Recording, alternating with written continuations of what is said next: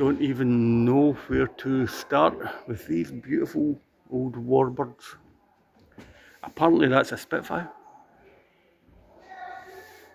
It must have been a very, very late one because I don't recognise the canopy. Now I don't know the names of all these jets, but I know that's a MIG Design Bureau. It's a MiG-15. That freaked everybody out when it appeared. I know this one as well. That's a Harrier jump jet. We'll have a look at engines separately. That thing of beauty over there.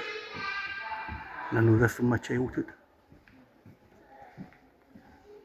Is an English Electric Lightning. It's all engine, isn't it? Think of the money they spent developing this stuff. I'm not sure what that thing is, but it is absolutely stunning. Beautiful. Let's zoom out. Fantastic bananas. It's big.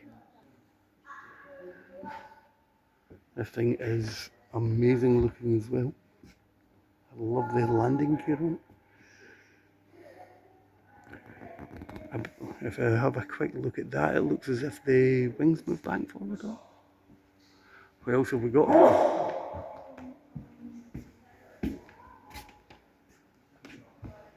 I presume they were designed for aircraft carriers.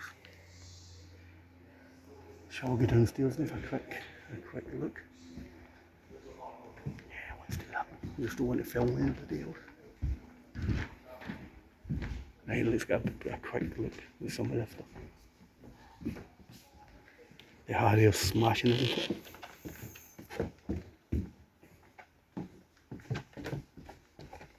As you can probably guess, it's been some birthday present for me. It's just fabulous. So that's a SEPE cat Jaguar. Never heard of it.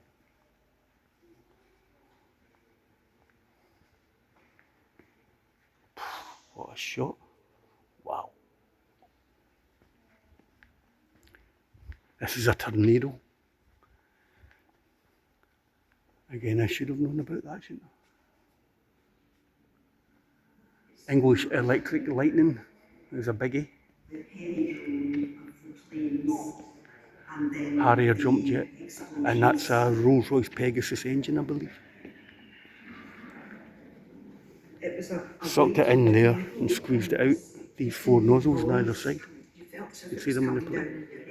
So when I wanted to take off, it pointed them down the way, and as it was flying, they turned back. It was frightening because I was with my mother. MiG-15. I don't know if you get it from my videos, but I'm a bit of a Russophile, I must admit. At the end of World War II, Britain sent a couple of these engines over to the Soviet Union. Some people would say that was a disaster because they started building better planes than we did pretty quickly. Some people say that evened out the playing field a bit. A bit of a Canberra to be able to touch a MiG-15. Phenomenal.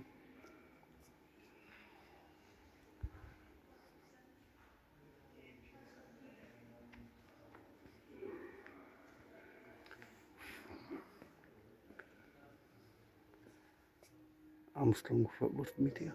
A lot of these companies went into car manufacturing at the end of World War II. That was the fastest plane built in World War II. Looks absolutely mental.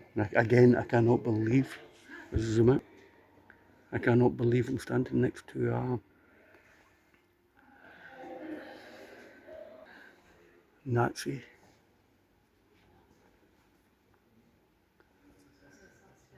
Rocket plane. Possibly the most powerful engine in World War II was this. That was a little rocket motor. It was fitted into, I can't remember the name of this thing. Comet? Imagine sitting in that. The fuels the engine used would ignite when the two of them met each other. So that was basically a little bomb. Messerschmitt Comet, there it is. Yep. Well done, Zambles. Don't know what that is. And finally, I think it may just have popped.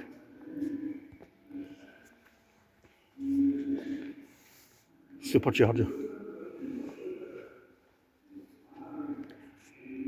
12 cylinders. 27.5 litres. From about 800 horsepower to 1500 horsepower, ladies and gentlemen. I give you the one and only Rolls Royce Merlin. It's fitted into everything in World War II. Americans used it. Allison, an American manufacturer, built it under license. It's a thing of absolute beauty. Absolute beauty. Don't know if you can see that. Because it was an aeroplane engine, everything's driven off of gears. So the bit we're looking at is the gears that turn the camshafts. They did not want to risk anything that could snap in these things. Big reduction gearbox in the front of it. And its German counterpart. That was the Daimler, wasn't it? This is a very, very interesting engine. Yeah. Daimler-Benz DB601. This was a German. It's an inverted V12. So that's 1, 2, 3, 4, 5, 6. Massive big supercharger over there. This was fuel injected, whereas the Merlin used carburetors. If memory serves me right, I think it was about 10 litres higher displacement than the Merlin, but it made about the same amount of power. It looks really simple compared to that, doesn't it? So if it was a bigger engine, why did it make less power? I think the supercharger in this might have been a bit better. No, I don't think it was. That had a variable supercharger. That was two-speed. The UK had higher octane fuel, so they could squeeze a bit more power out of the engines. This engine was recovered after Rudolf Hess flew to the UK. He flew to Scotland.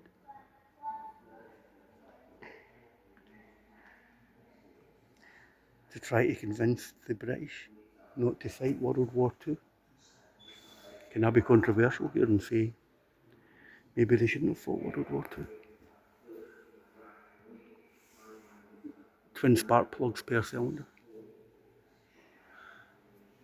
Let's finish on the underside of a very late Supermarine Spitfire.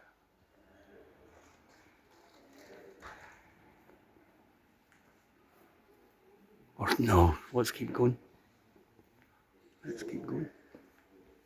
Let's do it all. So I think this is a military hangar in East Fortune. And it's just fascinating, isn't it? The amount of money mankind, humanity, spends blowing stuff up and killing people, destroying things.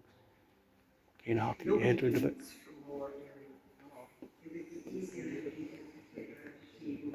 Right, what's good to hang up on? Air intakes are kind of small in that, they're absolutely massive in this. So let's get that thing. Looks as if it was built for speed, doesn't it?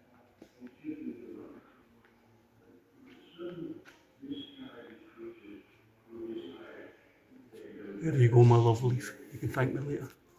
Thanks for watching. Goodbye.